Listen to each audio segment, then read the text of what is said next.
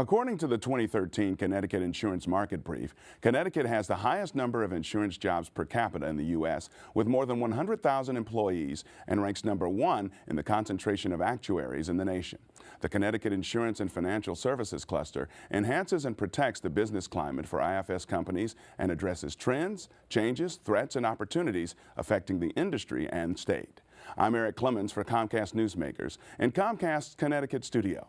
Susan Winkler, Executive Director of Connecticut IFS, is my guest. Susan, welcome to the program. Good to have you here. Glad to be here. All right. Can you explain a little bit about what the Connecticut IFS cluster does to support the state's insurance and financial services industries? Sure. Happy to do so. We're a business organization of about 30 insurance and financial services companies.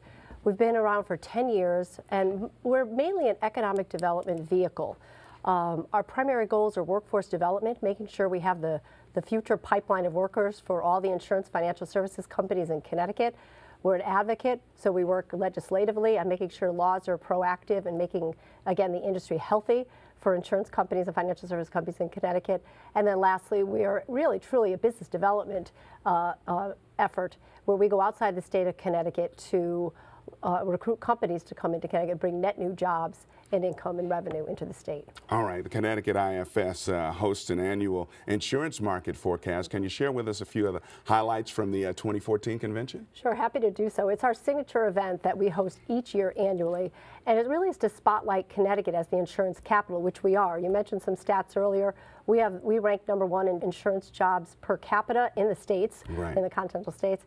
And as a result of that, we have some great thought leadership, and the companies here that are in Connecticut are globally recognized and are really driving the industry and change, whether it's innovation or new products, new consumer benefits, et cetera. And we try to spotlight that each year, hosting this insurance market forecast where we bring together 350 to 400 insurance practitioners to say, wow, hey, here we are, this is what we're doing, and this is where the industry is going. What are some of your areas of focus and why? Talk about that a little bit. Areas of focus in the industry itself, or the cluster. Workforce development is one of our major areas of focus. We work with high schools to make sure we're recruiting insurance practitioners, future for insurance practitioners, right, in the high school level. We host actuarial boot camps to make sure we have actuaries, because we have the highest concentration of actuaries in the U.S. And we work with the universities all across the state to make sure that they are using the right curricula to have risk management programs and other things to build the right worker for the future. Are you involved with the state's initiative with captive insurance? Yes, we are.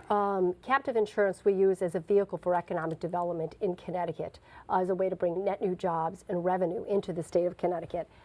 Most importantly, we partner with the Department of Economic and Community Development, the Connecticut Insurance Department, and the Connecticut Captive Insurance Association in events outside the state and inside the state to bring awareness of captive insurance, what it is for businesses, and how they can use it to better their risk management strategies in Connecticut.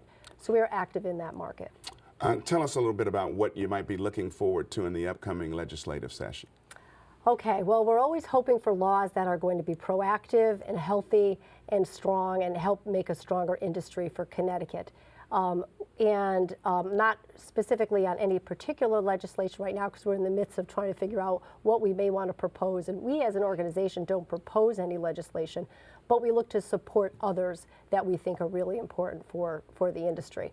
And then, of course, we look out for laws that might be detrimental to oppose, to make sure that those new laws that are being proposed are not going to be a direct impact on the jobs and the workers that are here in the state of Connecticut. Wow, that was a lot of great information. Susan Winkler, thanks so much for being with us on the program. Thank you for having me. Great having you. And thank you for joining us on this edition of Comcast Newsmakers. That's all the time we have for this edition. I'm Eric Clemens, and we'll see you next time.